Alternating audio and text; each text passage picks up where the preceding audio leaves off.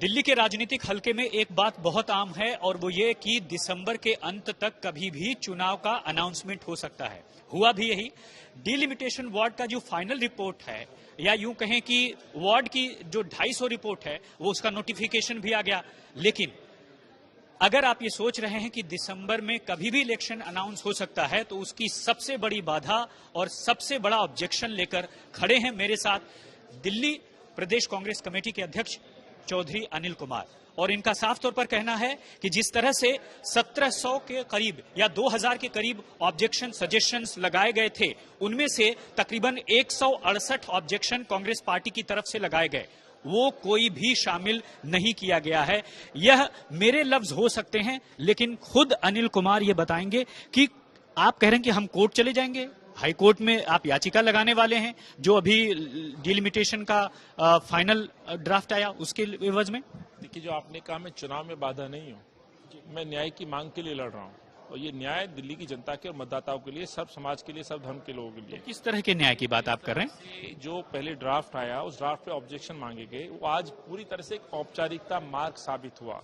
हमने 3 बार इस अपनी प्रदेश की कमेटी के माध्यम से ऑब्जेक्शन सजेशंस दर्ज कराए। अफसोस इस बात का होता है कि जब फाइनल ड्राफ्ट रिपोर्ट आती है, तो उसमें इलेक्शन आयोग 1-2% भी उसमें सुधार नहीं करता है।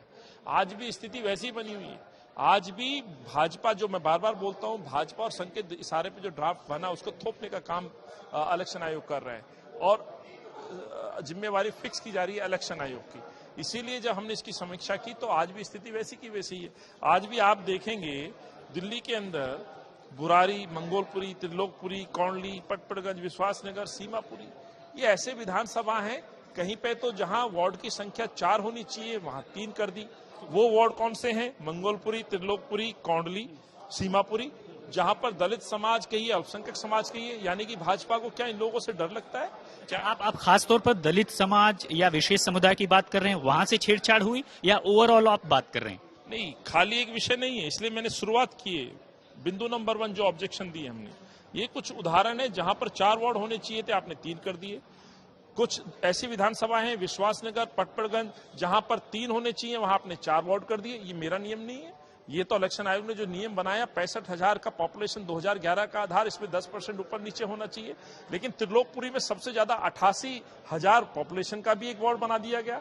तो जो अंतर है, और यहाँ पर जो मैंने संख्या बताई, स्वाभाविक है, ये वो लोग हैं जो शायद भाजपा से संतुष्ट ना। यानी कि एक अगर रिजर्व सीट की मैं बात करूं, तो जो रिजर्व सीट है वहां पर कहीं जहां वार्ड ज्यादा होने चाहिए थे, वहां कम कर दिए गए। अब दूसरी, आपने बाबरपुर भी की चर्चा की भी प्रेस कॉन्फ्रेंस में, क्या है वो, वहां का क्या ऑब्जेक्शन है आपका? कुछ ऐसे वार्ड हैं जहां पर कुछ मतदाता निर्णायक भूमिका में होते थे, जिनकी वोट का महत्व होता था, उनको बिल्कुल निष्क्रिय कर दिया गया, उनको महत्वहीन कर दिया गया। जैसे बाबरपुर है, ओखला है, चांदनी चौक है, ऐसे कई विधानसभा क्षेत्र हैं जहां विशेष समुदाय को आप नफरत की दृष्टि से देखते हैं, शायद भाजपा अपना दुश्मन समझती है। ये एक ऑब्जेक्शन है। दूसरा, नेचुरल बाउंड्री का जो उल्लंघन हुआ था, वो एज इट इज है। अभी भी एक टापू की तरह बीच में से मतदाताओं को उठा करके जोड़ा गया है, ये दूसरा ऑब्जेक्शन है। तो ये इन तमाम ऑब्जेक्शंस पे हमने सुझाव दिए थे, और अफसोस इस बात का है कि एज इट इज ड्राफ्ट पेश कर दिया। आप कह रहे हैं कि जो भी सुझाव या आपत्तियां आपने दिया, वो शामिल नहीं किया गया? बिल्कुल नहीं किया गया, और इसलिए मैं कहना, 168 में से कितने एक्सेप्ट किए, कितने डिस्कार्ड किए, अभी भी ना ही शामिल हुए? देखिए, मैंने कहा कि लगभग अभी भी 23 ऐसे वार्ड हैं जिनमें 80,000 से ज्यादा पॉपुलेशन है। क्यों है भाई? इसका जवाब आयोग दे। और यही बात हम जो कहते थे, बाद में प्रेशर कहिए, दबाव कहिए, इन्होंने एक औपचारिकता मांग जाकर के इलेक्शन आयोग में एक ऑब्जेक्शन तो दर्ज कराया, लेकिन अरविंद केजरीवाल एक शब्द नहीं बोल रहे। अरविंद ने भी मौन सहमति दे दी है। इसलिए मैं ये कहता हूं कि ये जो भाजपा के द्वारा अपनी जीत का लक्ष्य पाने के लिए एक साजिश की गई है, उसमें अरविंद भी मौन बने हुए हैं। आपको नहीं लगता कि इससे जो संदेश जाएगा वो ये कि कांग्रेस चुनाव चाहती नहीं, इसे अटका रही है? देखिए, हम पहले भी टाइम पे चुनाव चाहते थे। चुनाव टालने की कोशिश केवल कोशिश नहीं की, बल्कि उसमें अमल में लाया गया, वो भाजपा के द्वारा लाया गया। 15 साल के कुशासन के बाद भाजपा की हार निश्चित थी। 8 साल में फेलियर कोविड का, और जहां जिन मौके पे अरविंद को अपने आप को प्रूव करने की जरूरत थी, अरविंद भाग खड़े हुए। चाहे सीएनआरसी का इशू था, दंगे का इशू था। आपकी टीम अनिल जी हाईकोर्ट कब जा रही?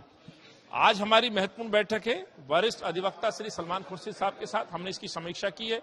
पहली दृष्टि में पाया गया कि इन्होंने कोई भी सुझाव दिल्ली वासियों के नहीं माने गए।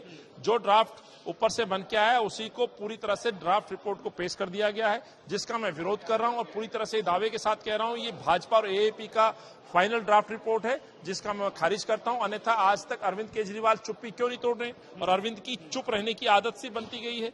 जब भी दिल्ली वासियों के हक की बात आती है और हक कहीं छीने जा रहे होते हैं तो अरविंद चुप हो जाते हैं। ठीक है, तो आपने देखा कि किस तरह से जो अब स्थिति है वो अब कांटे की हो गई है, यानी कि अब इलेक्शन अगर होगा तो दूर की बात है, उससे वार्ड डिलिमिटेशन को लेकर के जो ऑब्जेक्शन है वो अपने आप में बहुत ही उभर कर सामने आ गए और अब कांग्रेस ने साफ कर दिया है कि वह इसके लिए कोर्ट में भी जा सकते हैं। राम किंकर सिंह, दिल्ली तक के लिए।